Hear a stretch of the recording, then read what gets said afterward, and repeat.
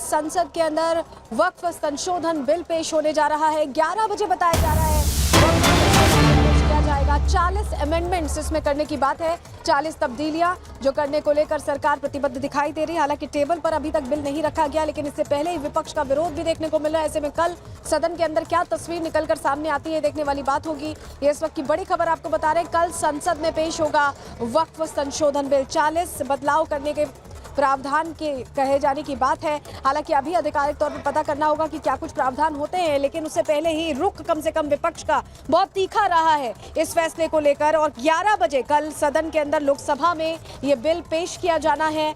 वक्फ की जो शक्तियां हैं उनमें कटौती और एक तरह से जो अभी तक का बही खाता रहा है उसकी स्क्रूटनी की भी यहाँ पर बात है। और हमारे साथ हमारे सहयोगी वैभव जुड़ रहे हैं। वैभव, वक्त के साथ तब्दीलियां हर चीज में जरूरी होती है और ये जो वक्फ संशोधन बिल है ये इसीलिए लाया जा रहा है क्योंकि समय के हिसाब से जो जरूरी बदलाव हैं वो करने चाहिए, लेकिन उसको लेकर उबाल हमने पहले ही देख लिया और कल तो पेश होने वाला है बिल। देखिए सलोनी, बिल्कुल वक्फ बोर्ड संशोधन बिल जो कल पास होगा तकरीबन 11 बजे वो सदन के पटल पर रखा जाएगा, जिसके बाद वोटिंग होगी। सबसे अहम यह है क्योंकि वक्फ बोर्ड को लेकर तमाम तरह के शिकायतों के बीच कई ऐसे जो है वो केस स्टडीज भी हैं जिनमें देखा गया है कि कई लोगों की संपत्ति जो है वो वक्फ बोर्ड अपनी संपत्ति बताता है और जब वो इस संपत्ति को लेकर आगे की कोई कार्रवाई करना चाहते हैं तो आगे की कार्रवाई को लेकर नियम यह है कि वक्फ बोर्ड के अंतर्गत आने वाली संपत्तियों का सिर्फ और सिर्फ चयन जो है वो वक्फ बोर्ड ही करेगा और उसकी सुनवाई जो है वो वक्फ बोर्ड के ही अंतर्गत होगी। अब जब कल ये बिल सदन में पेश किया जाएगा तो ये तय है संशोधन के तौर पर जो 40 महत्वपूर्ण बिंदु बताए जा रहे हैं उन बिंदुओं में इसकी शक्ति जो है उस पर नियंत्रण जो है वो किया जाएगा। इस शक्ति पर अंकुश लगाने के वो हर मुमकिन कोशिश की जाएगी कि किसी भी तरह से जो किसी की जो निजी संपत्ति है वो वक्फ बोर्ड अपने कब्जे में ना ले, क्योंकि अमूमन ऐसी भी खबरें बीच में तमाम आई कि वक्फ बोर्ड ने किसी की संपत्ति को कब्जे में लेकर उसे या तो किराए पर दे दिया या तो फिर उसका सौदा कर दिया।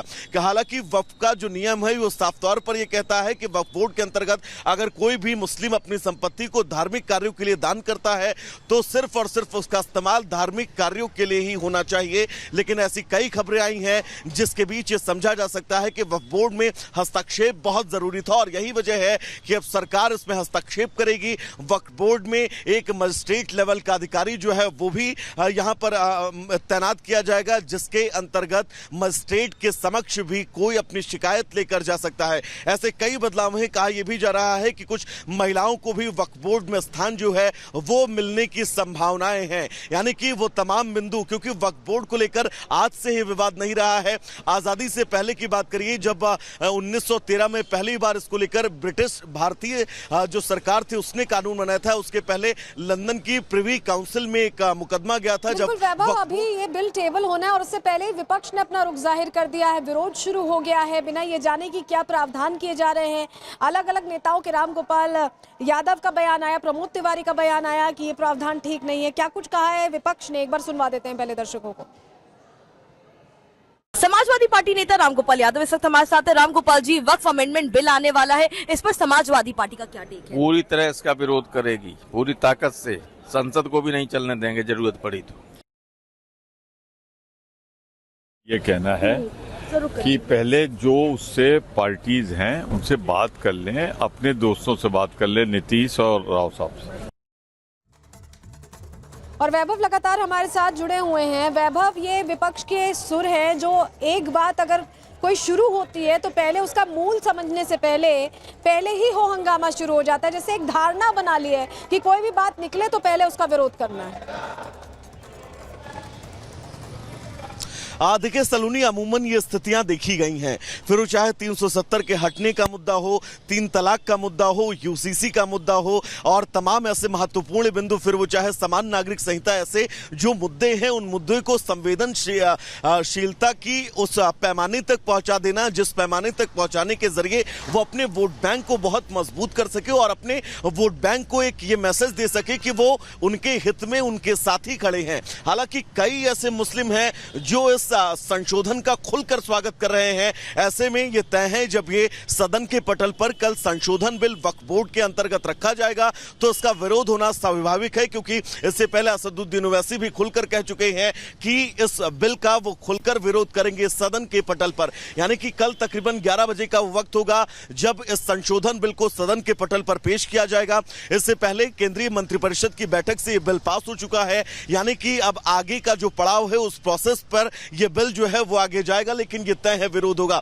रामगोपाल को आपने सुनाया और साथ ही विपक्ष के तमाम ऐसे नेता हैं जो ये भी कहते हुए नजर आ रहे हैं कि जब ये बिल सदन के पटल पर पेश किया जाएगा तो हाउस में वो खुलकर इसका विरोध करेंगे, यहां तक कि सदन की कार्यवाही जो है वो भी नहीं चलने देंगे। कुल मिलाकर ये कहा जा सकता है कल जब इस बिल को सदन में पेश किया जाएगा तो इसका विरोध स्वाभाविक तौर पर, जैसा कि प्रतिक्रियाएं आ रही हैं सामने, वो देखने को मिलेगा। अंदर क्या होता है वैभव, ये देखने वाली बात होगी। 11 बजे ये बिल टेबल किया जाना है। बहुत शुक्रिया आपका जुड़ने के लिए और जानकारियां देने के लिए। और चलिए आगे बढ़ते हैं। बात अब बांग्लादेश की करेंगे, जहां पर लगातार हिंदुओं को टारगेट किया जा रहा है। कभी हिंदुओं के मंदिरों को तोड़ा फोड़ा जा रहा है, कभी घरों को आग के हवाले किया जा रहा है, खोज खोज के लोगों को निशाने पर लिया जा रहा है। और ऐसा ही हुआ बांग्लादेश के मशहूर सिंगर राहुल आनंद के साथ भी। उनके घर को पहले तोड़फोड़ करके नुकसान पहुंचाया, 3000 से ज्यादा वाद्य यंत्रों को जला दिया गया है। ये तबाही की तस्वीरें लगातार बांग्लादेश से सामने आ रही, जहां हिंदुओं को टारगेट किया जा रहा है। एक रिपोर्ट इसी से जुड़ी आपको दिखाते हैं।